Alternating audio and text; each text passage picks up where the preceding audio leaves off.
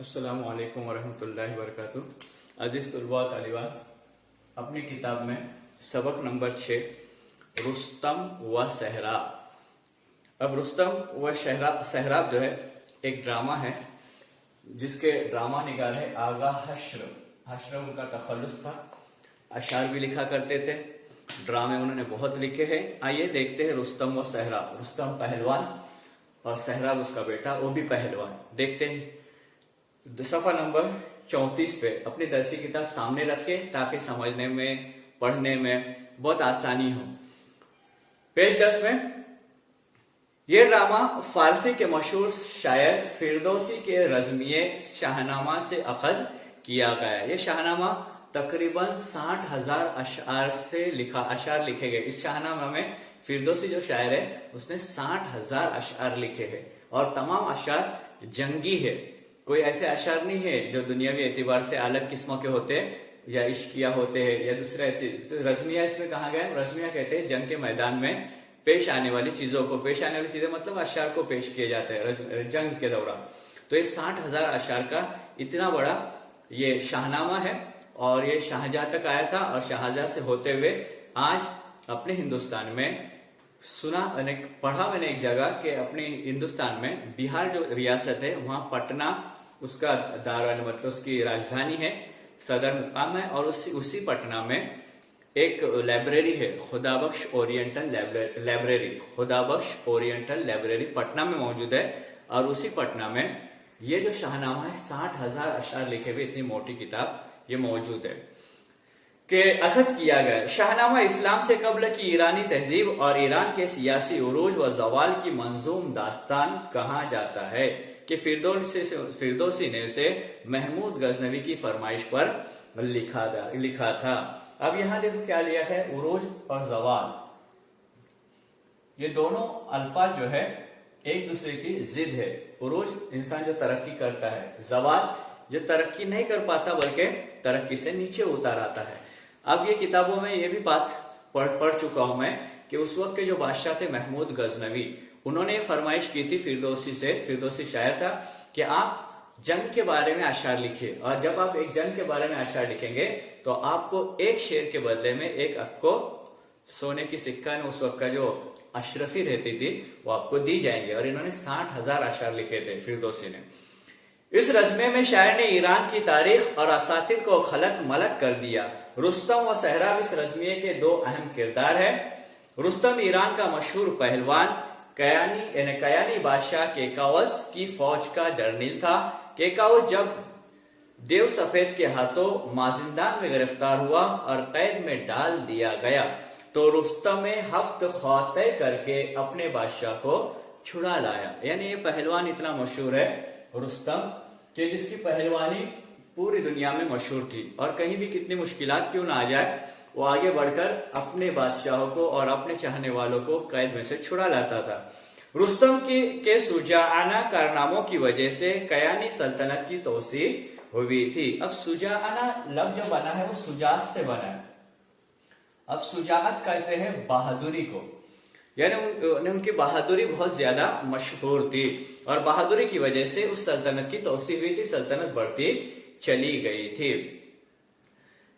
कि रुस्तम का बेटा सहराब बाप की तरह ताकतवर और फने हर्ब का माहिर था। बेटे का नाम सहराब है और सहराब भी वालिद की तरह ही ताकतवर था। उसके अफरासियाब की तरफ से ईरान पर फौज कशी की तो उस वक्त रुस्तम कयानी फौज के बागडोर संभाले हुए था। यानी एक वक्त ऐसा आया मैदान जंग में कि दो लश्कर मुखालिफ सिमत, यानी इस तरफ एक उस तरफ एक, दो लश्कर आमने सामने, दोनों लश्करों का आमना सामना हुआ और एक लश्कर की कयादत वो अब्बू कर रहे थे, वालिद कर रहे थे रुस्तम, और दूसरी तरफ जो कयादत कर रहे थे वो सहराब था। यानी वालिद और बेटा दोनों आमने सामने मुकाबिल में थे। फिर इत्तेफाक से दोनों बाप बेटे मुकाबिल आ गए और बेखबरी में सहराब रुस्तम के हाथों मारा गया। यानी एक दूसरे को जानते नहीं थे, कई सालों के बिछड़ चुके थे, कई साल से एक दूसरे को जानते नहीं थे, बिछड़ गए थे। तो जब सामना हुआ तो एक दूसरे को न पहचानने की वजह से वालिद ने अपने बेटे को कत्ल कर दिया। बाप के हाथों बेटे के कत्ल का वाकया दुनिया का बहुत बड़ा अलमिया है। दुनिया की कई जुबानों में इस मंजूम दास्तान के तराजिम हुए हैं। तराजिम तर्जुमे की जमा है। आगा हशर काश्मीरी ने इस रज़्मिये को उर्दू में ढाला। अब आगा हशर काश्मीरी जिनको ड्रामा निगारी में महारत रखते हैं, तो उस महारत की वजह से उन्होंने इस ड्रामे को उर्दू में ढालने की कोशिश की है। उर्दू में लिखे गए आगा हशर काश्मीरी के इस ड्रामे को बरसों स्टेज पर खेला जाता रहा है। आगा हशर ने नसरी मतन के साथ जगह जगह अशआर भी इस्तेमाल किए हैं, जिनकी वजह से ड्रामे की असर आफरीने में इजाफा हुआ है। इन्होंने जगह जगह पैराग्राफ बदलते बदलते हर जगह अशआर का सहारा लिया है, और इसका मतलब यह है ताकि लोगों के जहन में वो बात जल्दी से समझ में आ जाए, बैठ जाए कि इस वाकये या इन बातों का जिक्र अशआर में अगर किया जाए तो जहन नशीनी में आसानी होती है। ड्रामे के असर आफरीनी में इजाफा होता है। जेर नजर इक्तिबास में मुकालमों और खुद कलामी के जरिए रुस्तम व सहराब के जज्बात व एहसासात को खूबसूरत अंदाज में पेश किया गया है। अब ये पेज 10 में हमने देख लिए मुख्तसरन। अब आइए देखते हैं आगा हशर काश्मीरी की जान पहचान। आगा हशर काश्मीरी का नाम आगा मोहम्मद शाह था।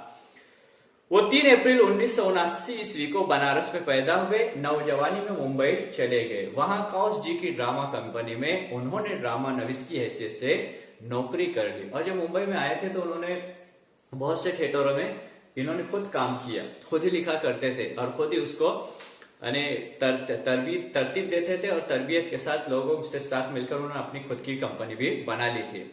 इससे कबल वो अपना पहला ड्रामा आफ्ताब मोहब्बत लिख चुके थे, जो 1897 ईस्वी में बनारस से शाये हुआ था। इसके बाद हशर ने बनारस में the great Shakespearean theatre company के नाम से अपनी कंपनी शुरू की, और उसके लिए सीता बनबास, रुस्तम व सहराब, धरती बालक, भारतीय बालक और दिल की प्यास जैसे ड्रामे लिखे। इनमें रुस्तम व सहराब ने खूब शोहरत हासिल की। कई ड्रामे उन्होंने लिखी उस कंपनी के लिए, और खुद भी उसमें उन्होंने काम किया। कावत जी की कंपनी में आगा हशर ने मारसिस, मरीड शक, असीर हिर्स और शहीद नाज जैसे ड्रामे लिखे। यानी कावत जी की जो कंपनी थी उसमें आगा हशर ने मारे आस्ती, पहला उन्होंने ड्रामा लिखा था मारे आस्ती, मुरीद शक, असीर हिर्स और शहीद नाज जैसे ड्रामे लिखे। फिर उनका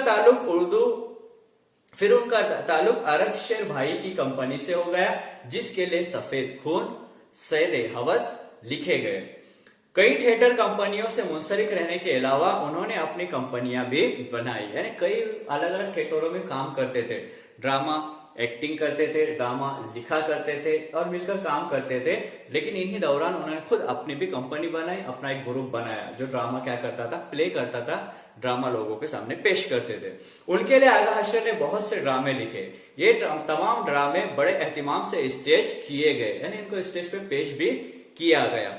उनकी वजह से आगा हशर को बेपनाह मकबूलियत हासिल हुई। अवाम में वो इंडियन शेक्सपियर के नाम से मशहूर हो गए। आगा हशर ने अंग्रेजी के बाद ड्रामों के तराजिम भी किए थे ना, अंग्रेजी में जो ड्रामे आते थे उन ड्रामों को भी उन्होंने उर्दू में क्या किया, ढालने की कोशिश की, उसके तराजिम किए, उसका तर्जुमा उन्होंने किया।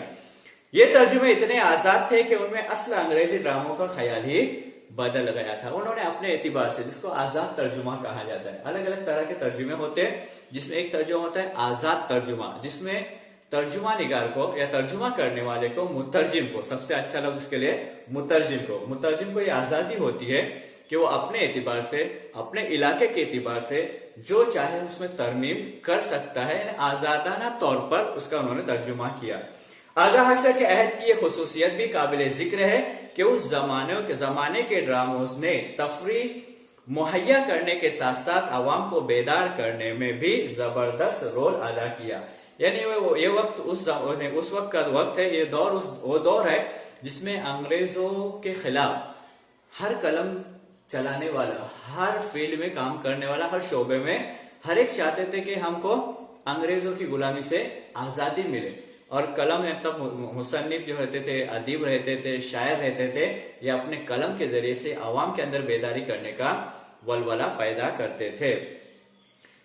उनका ड्रामा यहूदी की लड़की हुकूमत के जबर के खिलाफ एहतिजाज की एक खूबसूरत मिसाल है। आगा हशर का इंतकाल 1935 ईस्वी में हुआ। यानी इन्होंने आजादी के दौर में भी, यानी आजादी मिलने के लिए जो जिद्दोजहद अलग अलग लोगों ने की, उसमें आगा हसन कश्मीरी ने भी अपने ड्रामों की वजह से लोगों के अंदर तालीमी, समाजी, सियासी हर एतबार से बेदारी पैदा करने की कोशिश की और उसमें वो कामयाब हुए और 1935 ईस्वी को इस दुनिया से वो चले गए।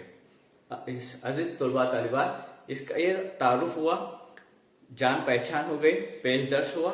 इसका अगला हिस्सा है और इंशाअल्लाह ताला आगे आपको इंशाअल्लाह अगले लेक्चर में आपको पढ़ाया जाएगा। अस्सलाम वालेकुम।